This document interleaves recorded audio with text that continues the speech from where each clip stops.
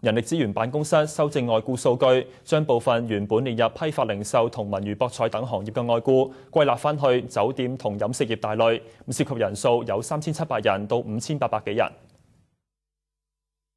需要修正嘅數據係今年頭5個月，人資辦將部分原本列入批發及零售業、不動產及工商服務業同文娛博彩及其他服務業嘅企業或者實體，修正至到酒店及飲食業大類，涉及33間企業，3700至5800幾人。修正之後，5月份酒店及飲食業外僱人數增加至到近24000人，而不動產及工商服務業就由原本超過1萬人減至6200幾人。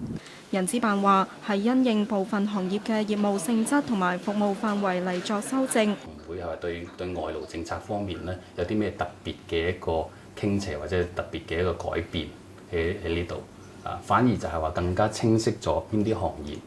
我哋輸入咗幾多外勞？點解要輸入咁多外勞呢？但佢認為人資辦應該公布輸入呢一啲外僱嘅職位，並且對中高層嘅外僱設年限，喺佢哋外勞證到期嘅時候，只係為其中部分續期，等本地僱員有機會向上流動。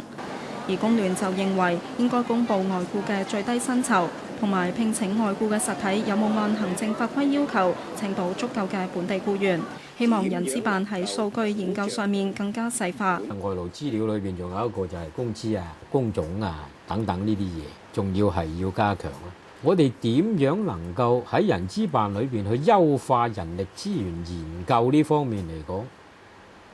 又點做呢？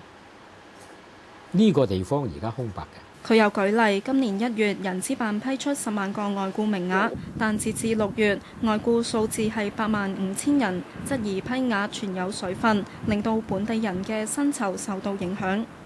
澳門電視台記者林麗玲報導。